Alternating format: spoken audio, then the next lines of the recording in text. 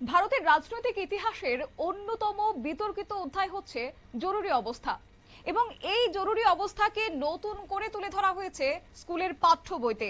জরুরি অবস্থার 50 বছর পূর্তি উপলক্ষে এনসিইআরটির নবম শ্রেণীর সমাজবিজ্ঞান পাঠ্যসূচিতে অন্তর্ভুক্ত করা হয়েছে একটি নতুন অধ্যায়। জানবো বিস্তারিত, সঙ্গে যুক্ত হয়েছে প্রতিনিধি সৌম্য মুখোপাধ্যায়। সৌম্য, কি রয়েছে তাতে? দেখো, দেশে 1975 সালের 25শে জুন জরুরি অবস্থা জারি হয়েছিল এবং 1977 অব্দি ছিল। এই বিষয়টি নিয়ে গত কয়েক বছর ধরেই বিজেপি কালা দিবস পালন করছিল, সংবিধান হত্যা দিবস পালন করছিল। এবার যেটা জানা গেল যে 50 বছর পরে, ওই ঘটনার 50 বছর পরে দেশের শিক্ষা পাঠ্যক্রমের মধ্যে কিন্তু দেশের জরুরি অবস্থার ঘটনার কথা স্থান পেল। National council of educational research and training NCERT পাঠ্য বইতে এই স্থান দেওয়া হয়েছে জরুরি অবস্থাকে। এটা জানা গেছে যে জাতীয় শিক্ষানীতির আওতায় এনসিইআরটির নবম শ্রেণীর সমাজবিজ্ঞানের বইতে বদল আনা হয়েছে এবং তাতেই অন্তর্ভুক্ত করা হয়েছে 1975 সালে জরুরি অবস্থার ঘটনার কথা। আন্ডারস্ট্যান্ডিং সোসাইটি নামে ওই পাঠ্য বইতে ইন্দিরা গান্ধীর জারি করা জরুরি অবস্থাকে গণতন্ত্রের সবচেয়ে বড় চ্যালেঞ্জ বলেই অভিহিত করা হয়েছে এবং বইটিতে ভারতের গণতন্ত্রের শক্তি এবং চ্যালেঞ্জ নিয়ে একটি অধ্যায়ে স্থান পেয়েছে জরুরি অবস্থার বর্ণনা। এতদিন শুধুমাত্র এনসিইআরটির দ্বাদশ শ্রেণীর পাঠ্য বইতেই ভারতের ইতিহাসের এই বিতর্কিত অধ্যায়টা ছিল, কিন্তু এবার নবম শ্রেণীর বইতেও এই সংশোধন করা হলো। ওই বইটিতে উল্লেখ করা হয়েছে যে ভারতের গণতন্ত্রের অন্যতম প্রধান চ্যালেঞ্জটি দেখা দিয়েছিল 1975 থেকে 1977 সালে।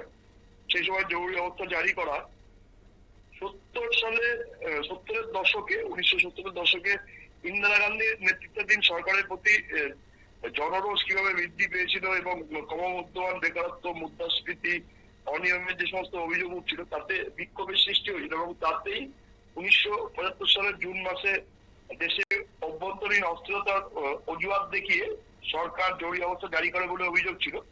সেই বিষয়টি তুলে ধরা হয়েছে।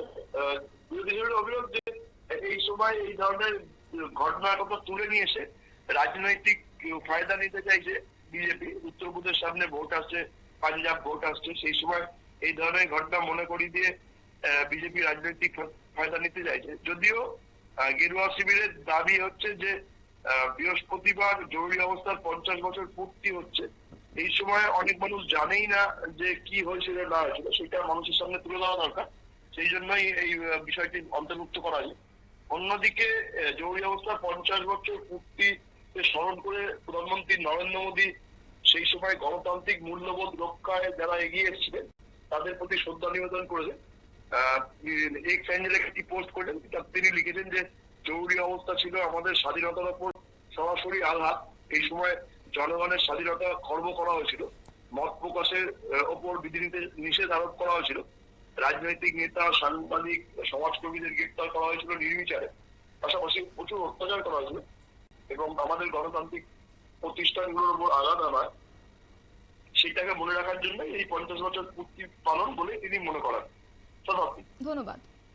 1975 সালের 25 জুন তৎকালীন প্রধানমন্ত্রী ইন্দিরা গান্ধী এবং তিনি দেশে জরুরি অবস্থা জারি করেছেন। প্রায় 21 মাস ধরে চলেছে এই জরুরি অবস্থা এবং তারপর এই সময়কালে সংবাদ মাধ্যমের উপর নিয়ন্ত্রণ, বিরোধী নেতাদের গ্রেফতার থেকে শুরু করে নাগরিক অধিকারকে সীমিত করার মতো একাধিক পদক্ষেপ নেওয়া হয়েছিল।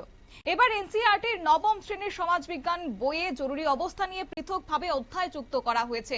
তবে দেখার বিষয় হচ্ছে ইতিহাসের এই বিতর্কিত অধ্যায় এবার পাঠ্য বইয়ের পাতাতে যুক্ত করায় আগামী নতুন প্রজন্ম কিভাবে সেটাকে মূল্যায়ন করবে সেটা অবশ্য সময়ের অপেক্ষা। নিয়ে নিচ্ছে ছোট্ট একটি বিজ্ঞাপন বিরতি, সঙ্গে থাকুন।